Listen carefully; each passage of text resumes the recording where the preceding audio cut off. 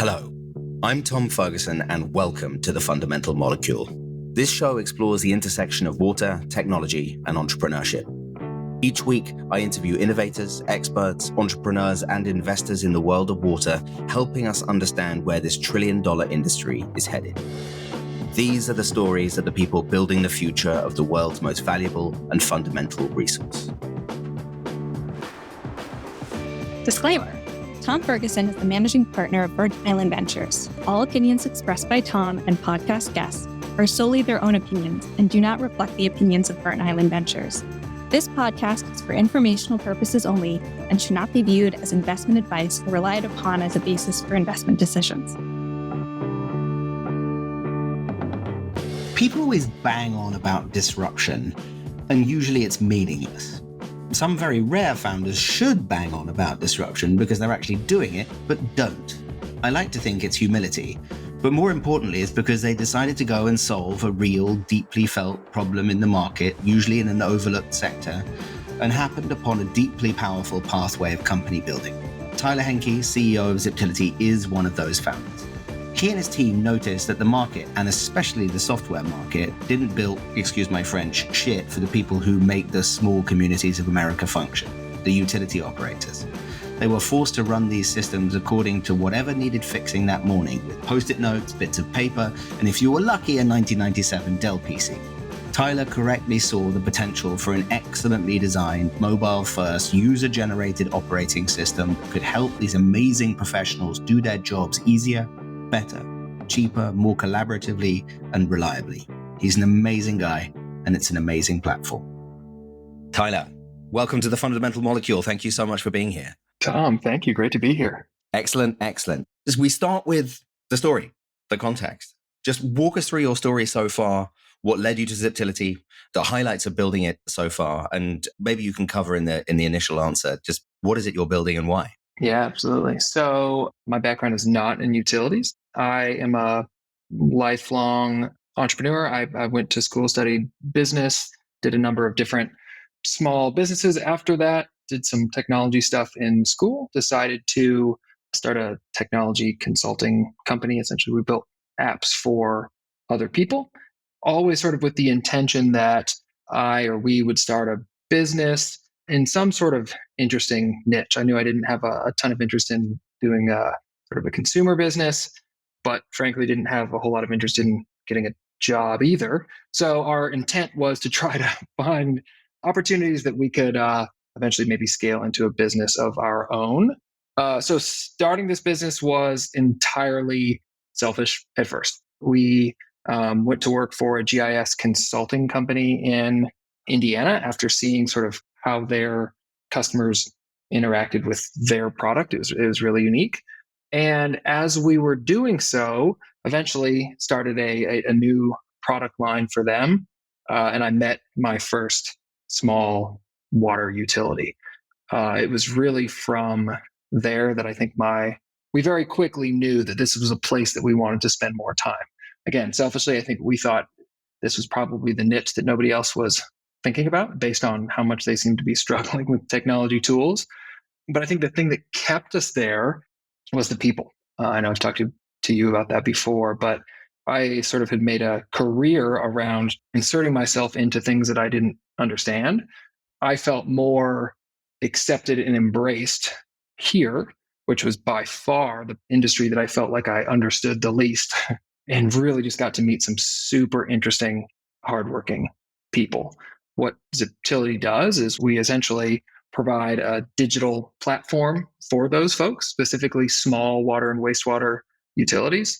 There's a massive issue right now that the industry calls the silver tsunami, which is essentially the transitioning out of these organizations. Hundreds of years of institutional knowledge.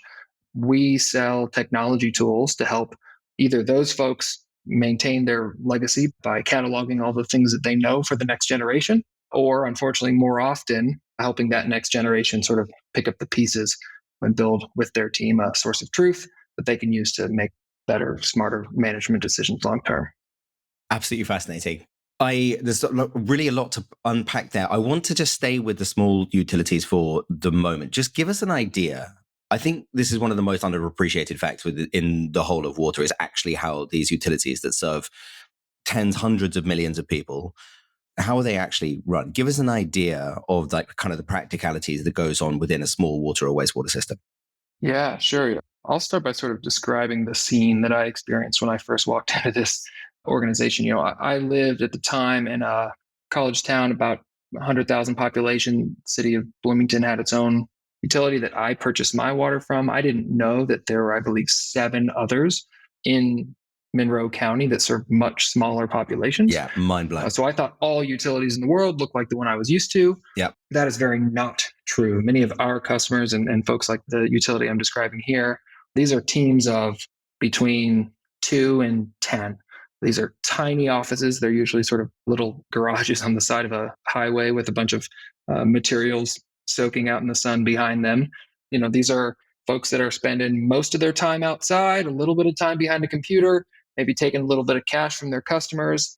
These are really small, technically unadvanced, not in a bad way necessarily, but organizations that were unlike anything I'd seen before. Usually there's a office manager or someone that's interfacing with customers. There tends to be a superintendent who's sort of the manager of the field crew. And at the smallest utilities, the folks that we spend most of our time with, that same superintendent usually spends a lot of his or her time out in the field. We say with muddy boots doing work. So really interesting and a lot different, frankly, than I had expected. And like I said about the technology piece, working really hard to make technology work for them. We saw a lot of desktop computers with muddy keyboards and big, expensive looking yellow devices sort of plugged into different walls. Didn't look like it was a place where there was a lot of technical innovation going on, which excited us at the time and has become what we've built a business around. Absolutely. I think there's one image that you use in your like slide deck, which is a picture of the sort of the PC with the big chair with the reflective vest on the back of it, just surrounded by paper. Yeah. The operating system, as understood, is just emergent, right? This is just the way in which these extraordinary, dedicated professionals that are responsible for the fundamental molecule that they are the stewards, right? Yep. But nobody's really ever built technology for them before. I mean, people have sort of paid it lip service, but in general, kind of the experience of building systems for utilities, specifically operating systems, has kind of been reserved for the larger systems and those of the most means. But you decided that what you were going to do is build the operating system for the people that nobody had never had basically anything built for them before. Take us through to the next stage in that process. You identified the market, but how did you think about the product? And specifically, how did you think about the relationship between what you wanted to build and the pain that was being experienced by the customer? Yeah, that's a great question. I will not sit here and claim that I wasn't incredibly naive at the time and probably a little bit arrogant. But that scene that you described, that picture that we include in our slide deck, that's a picture of one of our early and still favorite customers' desks. And I remember walking into that and thinking, I have so many technology completely runs my life for things that I've got 5 different kinds of alarm clocks. I use technology for the simplest things. I use technology, at the time, technology to manage my schedule, which, wasn't as complex as it is now. And I saw this desk, not just paper, but paper covered in mud and coffee and ripped and taped back together. I imagined all the responsibility that this person had, both as a manager and as a doer and as an engineer and all, just wearing so many different hats over all this time. And I tried to imagine managing that without technology, and I just couldn't. So we got really excited early on about just solving a problem. Like I said, it was probably a lot harder than we originally thought. And we knew a lot less, but that's part of the fun there. In building tools for the audience that we serve, I think the thing that I want to say that we knew at the beginning, but it's been sharpened over time, is we've come to realize call it the cost of change, right? I realized eventually that I have 10 different alarm clocks, but do I really need all those different alarm clocks? Do I really need to know my sleep cycles? And probably not. I just like technology. The whole world's not like that, especially folks that have a whole lot of better, more important things to do, which is the customers that we serve. So we really try to be respectful of the fact that change isn't by default a good thing. So that means that we work really hard to understand the incentives of all the stakeholders in an organization, right? If we're building a central source of truth, that means it's not just one person that has to be involved. This is a team matter. So understanding, that the manager wants his guys and girls in the field to do this, and they want this piece of information to make their life easier. Sort of coordinating all those things became really important quickly. And something that we always tell ourselves is we have to build tools that are better than paper, not just because they aren't paper. Paper is great in a lot of things. Even I still, use, I've got a notebook sitting right next to me. There are certain things that just are by default easier with paper. We need to make sure that our tools are both as easy as paper when they can be and provide additional value, which, looking back sounds so incredibly obvious. But I think that as technology people, it can be hard to get that into my thick skull. But our customers reminded us of that really quickly. And that's been a really fun learning experience and frankly challenge over time. Yeah, absolutely fascinating. I think we run into this all the time when we're sort of, okay, interesting competitive matrix here. Why is there nothing on it? And they say, well, we don't have any competitors. Oh, you do? You don't, do you? So the status quo doesn't count. The status quo is sticky as all hell, right? We are inertia monsters. Yeah, absolutely extraordinary. I really love that you've got to be better than the systems that are there, not only that are there, but are also really ingrained.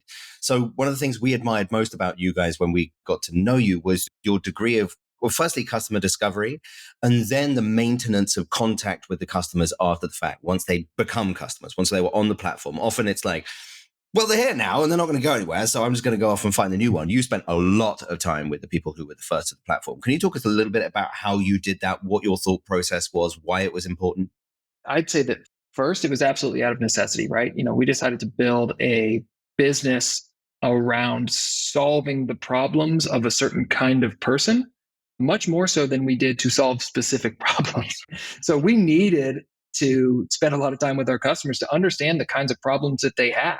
And then, of course, to understand how, they were thinking about those problems. So we had a lot to learn. By the time we had started Ziptility, I was on the board of a small rural utility. And so starting to sort of see some of the issues from a higher level. But we knew very little about the basics of how these systems are run. I can talk later about whether that's, been a good thing or a bad thing. I think the answer is probably both.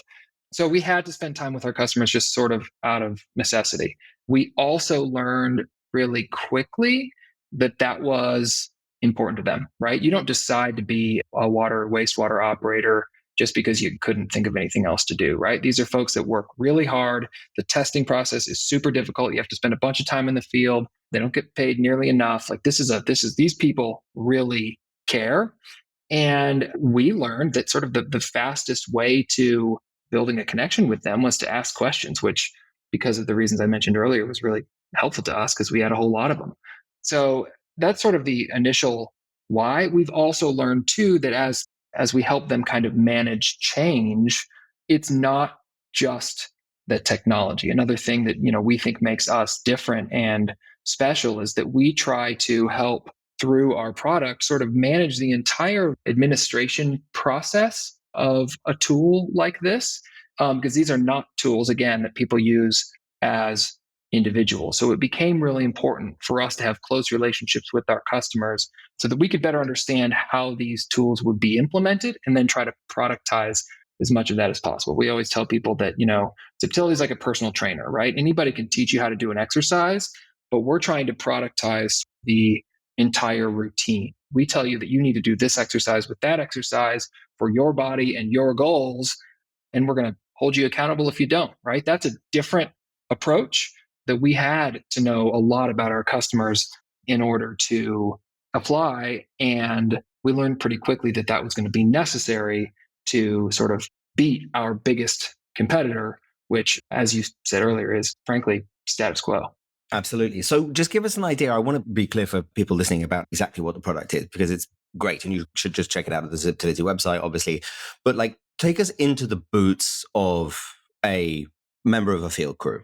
So they turn up at work and they turn on their phone and they pull up Ziptility. Like, what do they see? Like, what happens? What are they being taken through? iPad, whatever it is. Yeah. So as you can imagine, I've got some really cute answers to that. And then I've got some more practical ones. I'll try to give you both. But what we say is Bob's brain in your pocket, right? The place where we are most effective is where a small utility was sort of glued together, taped together, sometimes, unfortunately, literally, by one or a few individuals who had been there since essentially its inception, right? Somebody had been there for 50 years. They knew how to do everything. They knew what everything was. They knew where everything was. Eventually, that person leaves, and there was no reason to keep track of any of this stuff. And so everything, very simple to them, things like customer service. So reading meters, turning on or turning off service of meters, responding to leaks and breaks, doing basic maintenance on pumps and vertical assets. That's stuff that, is complicated for us, not necessarily complicated for them, unless you don't know where that line is or which valve is connected to that line, or whether you should expect Joe to come out with a shotgun when you go turn off his water, right? So we're trying to capture as much information as possible or help them capture all that information so that the stuff that otherwise feels simple is as simple as it was when Bob, which is obviously just a term we've sort of assigned to this character, was there. But more often than not true. Yeah, exactly. We do that through a series of products and what we call programs, which is essentially sort of like a change management service component that we've pretty much productized in. First is digital record keeping. So that's the Bob stuff, right? It's take everything that Bob left with.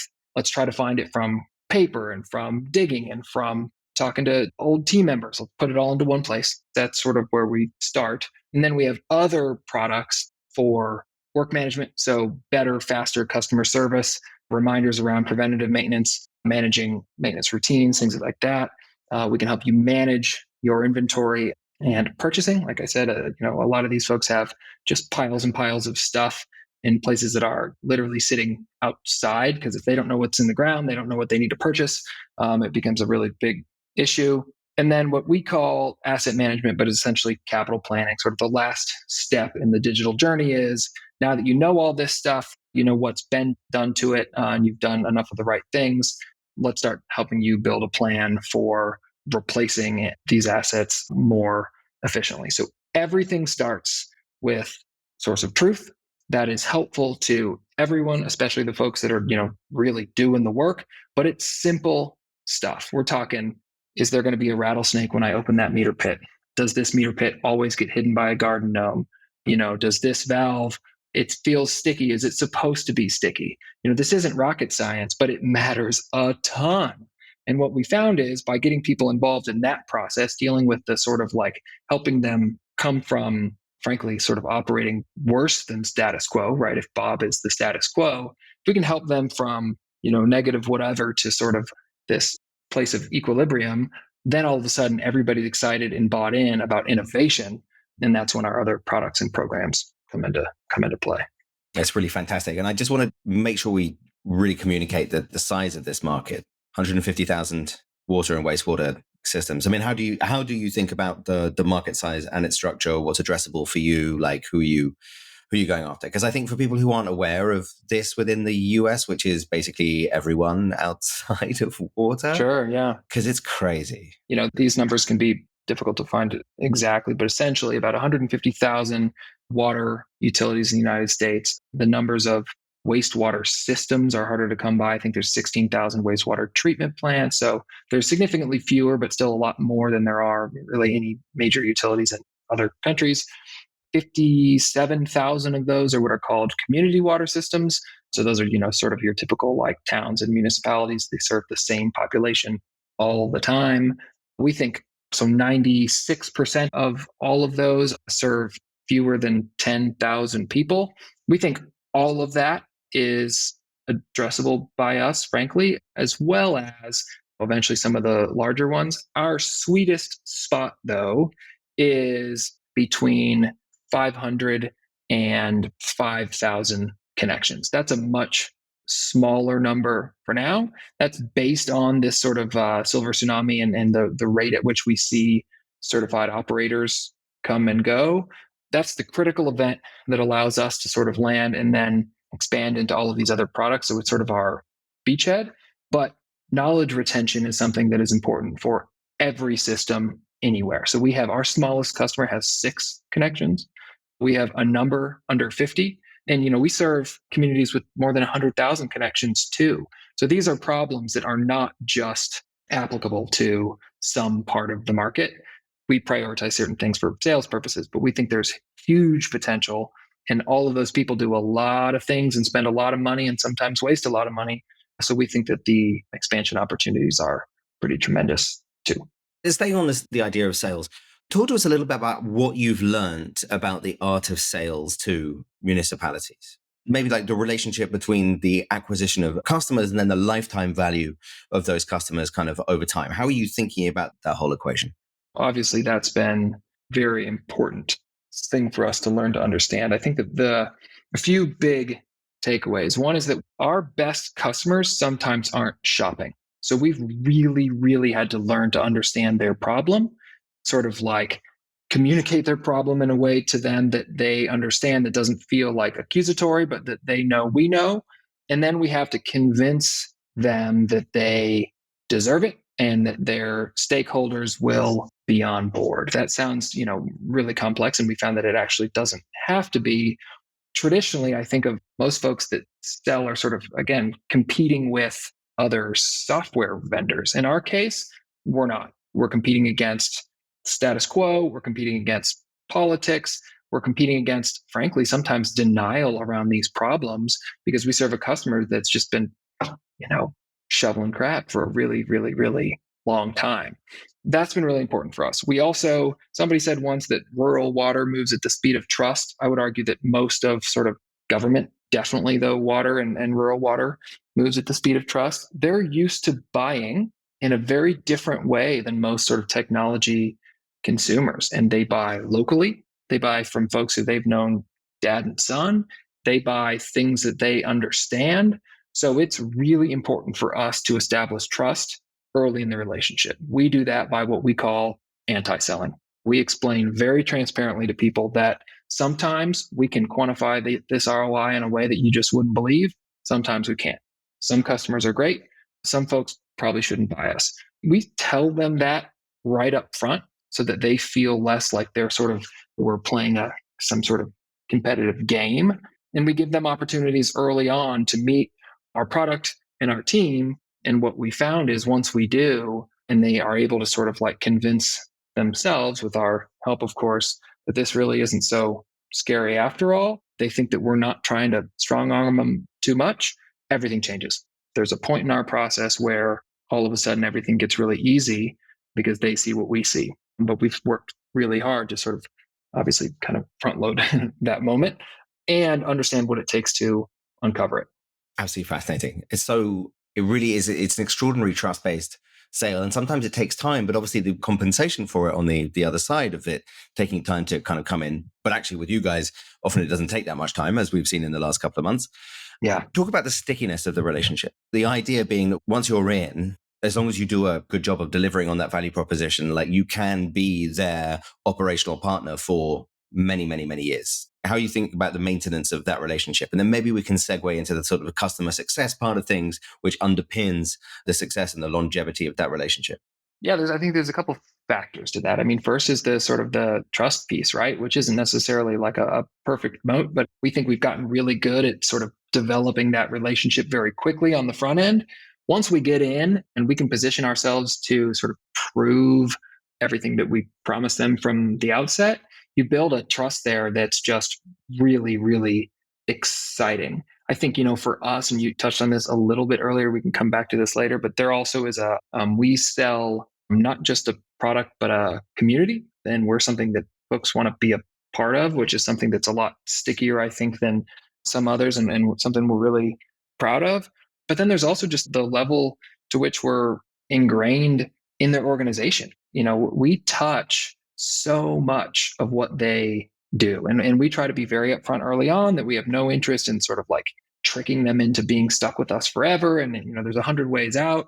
But if we can help you change your routines, if changing those routines makes you more successful across, dozens of variables, and you like doing it, there's not a whole lot of reason to change. And what we've learned is, we think our opportunity is sort of being willing and excited enough to try to address the front end problem, because there's not a ton of direct competition, right? Once you kick out the status quo, she doesn't come back screaming, right? This is a little bit different than it would be in some others, where then all of a sudden they're just being bombarded by other folks. Of course, we're prepared for that if that becomes true.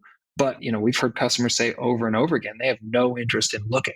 We look, but they're so sort of grateful for the change that they're committed. And there's a loyalty that we really appreciate. Let's stay with that. I was going to come back to it later, but let's stay with that now. Like you say loyalty, I say we've never seen anything built like this in water before. I mean, your customers, they wear your swag. So do I, just for the record.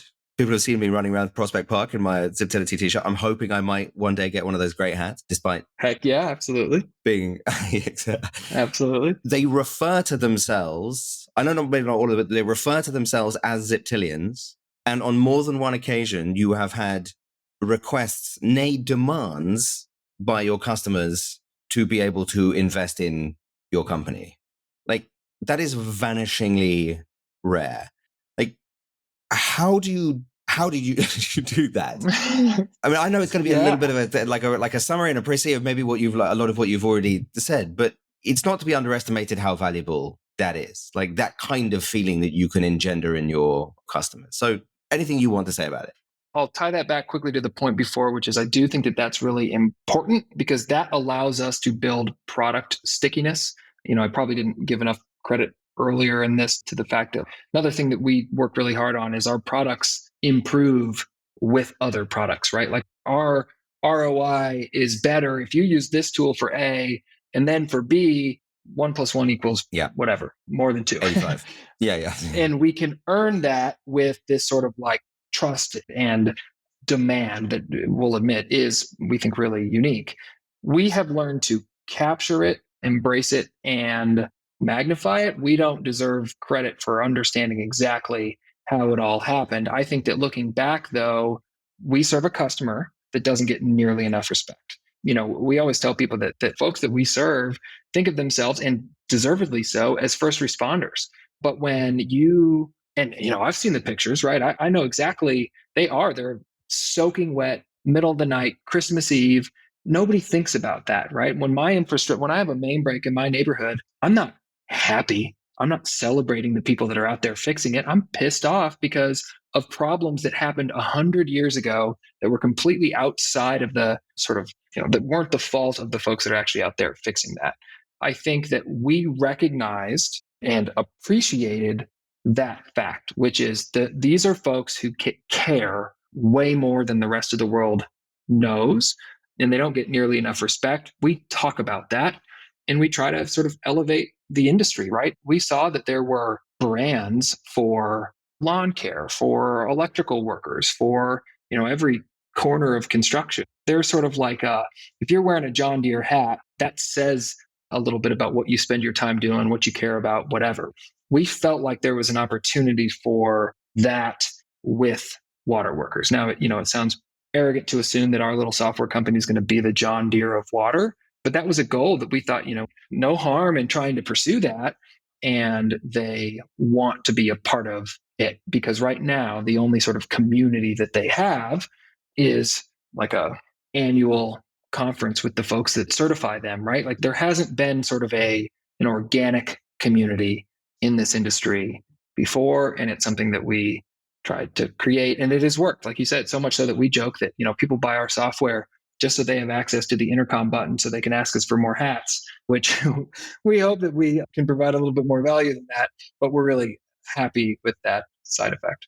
It speaks so well to what you've been able to achieve on the side of brand. And I think, anybody who visits your website, it's probably the best looking one in water, and the clarity of the thought and the clarity of communication, but it's so not the best manifestation of your brand. It's exactly that. It's the hat that sits on the head of one of the guardians of the, ability of people to basically function in the their life. It's super interesting. Just getting practically and moving towards the kind of the team side of things. The role of customer success.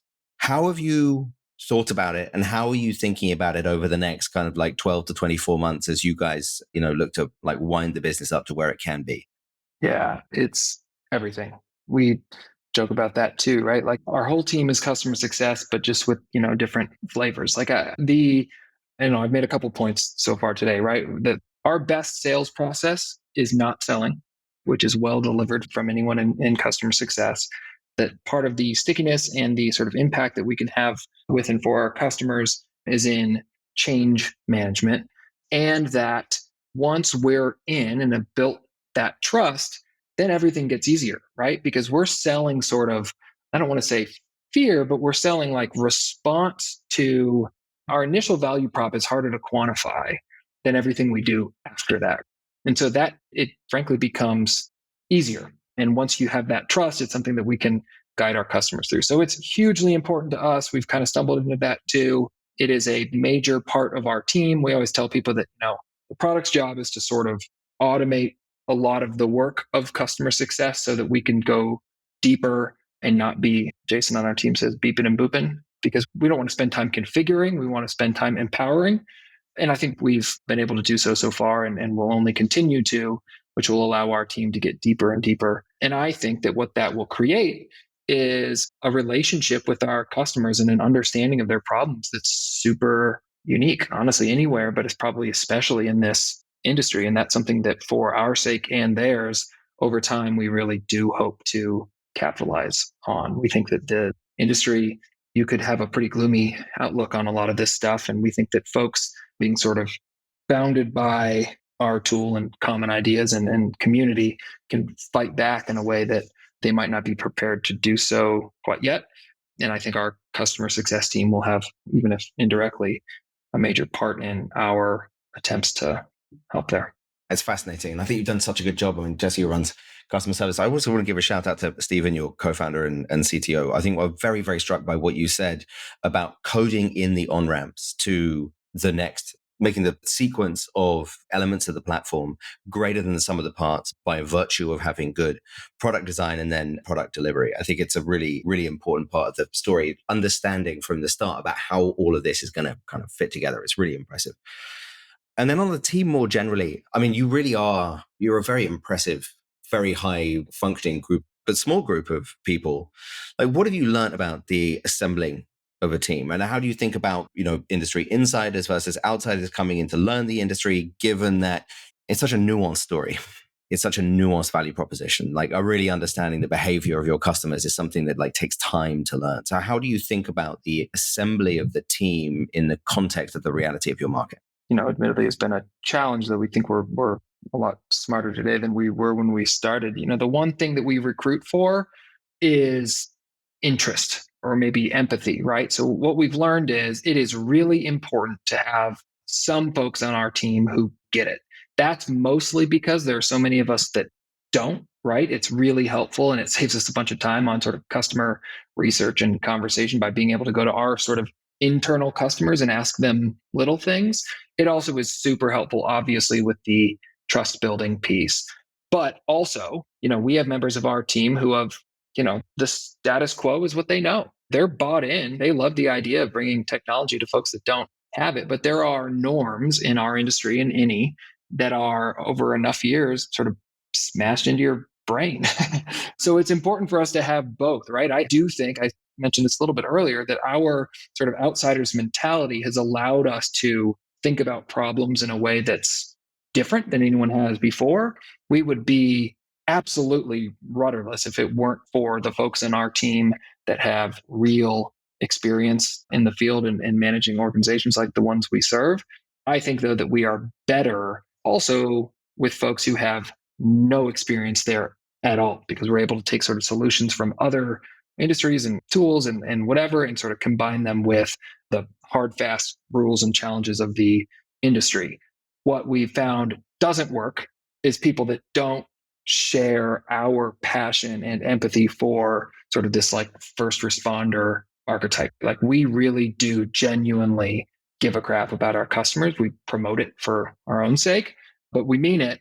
And if you don't feel that way, the sort of complexities of the industry are going to wear you down. You have to like to learn about it. And if you do, you can be successful. And we've got half a dozen really great examples of that on our team, including I hope myself. Like I've got a lot of reasons to care, but really do. And so that when it gets hard, I like it, but not everybody does. You can't fake it. And amazing things flow from that real customer empathy, really caring about the people for whom you're solving the problems. Like that's what is the incentive structure to like have people who will put in the time, who will, go and have that extra conversation. We'll think about, what is it that they really do need to be able to actually deliver the value proposition. It's super important. Absolutely. So before our final closing question, I just want to ask you about the future. That's how these things go, right?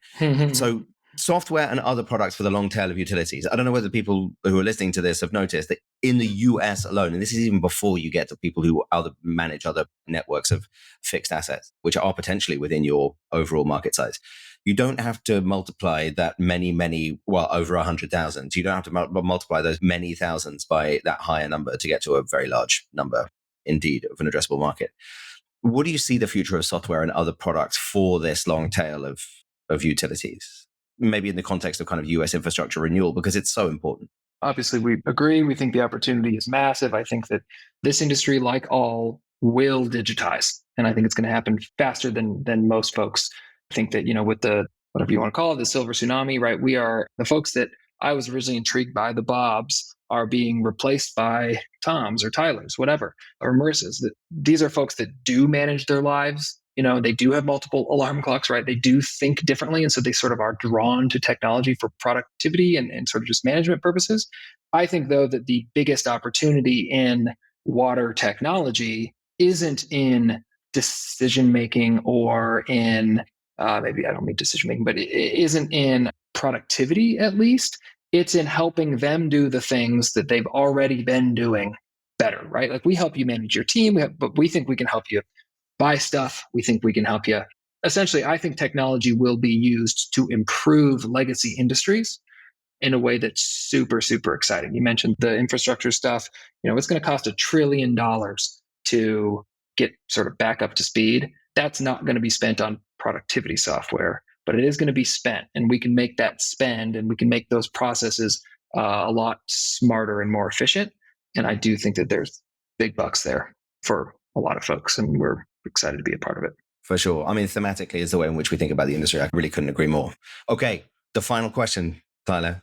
What is the one lesson that you have learned from your time as an entrepreneur that you would want to pass on to the next generation of water founders? One lesson.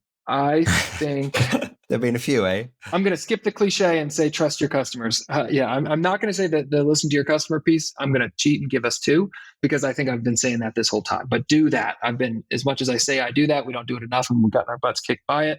In this case, the customer's pretty much always right. I think the thing that I would give sort of entrepreneur to entrepreneur is trust yourself. This is a big, complex industry.